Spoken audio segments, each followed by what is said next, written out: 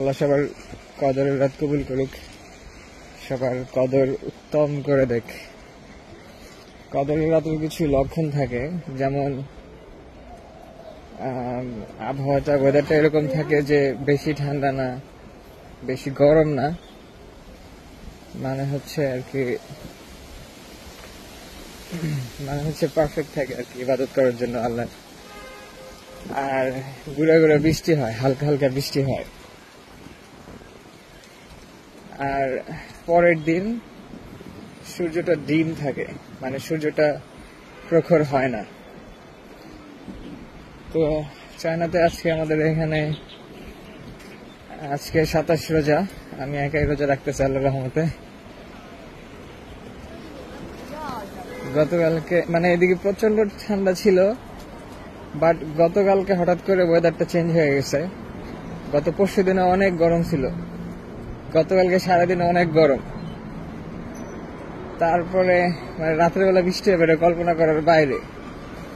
তারপরে দেখি যে সন্ধ্যা হইতে হইতে ওয়েদারটা চেঞ্জ হয়ে গেল কেমনে কেমনে। ওয়েদারটা চেঞ্জ হয়ে কেমনে কেমনে বৃষ্টিও শুরু হয়ে গেল মাগরিবের পরে।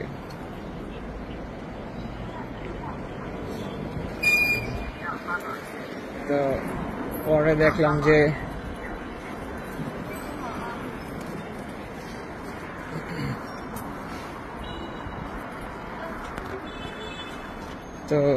দেখলাম যে আজকে সকালে দেখলাম যে সূর্যটা হালকা,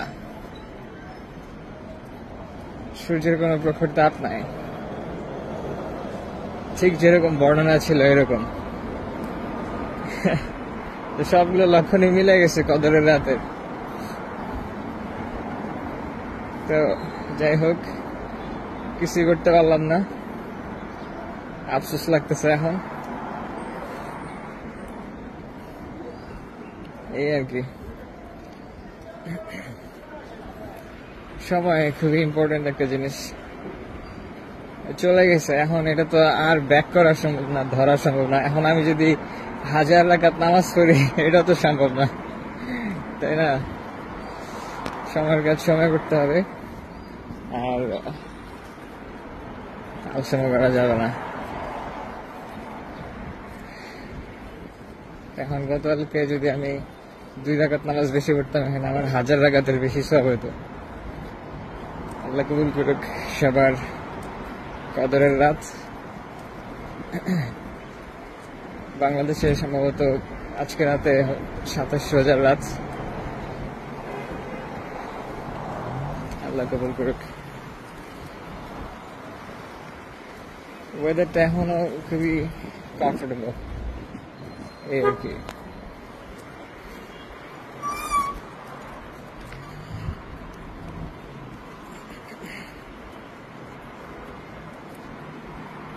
ঠিক আছে, আমার জন্য দোয়া করবেন সবাই, সবাইকে আল্লাহ নেক হায়াত দান করুক।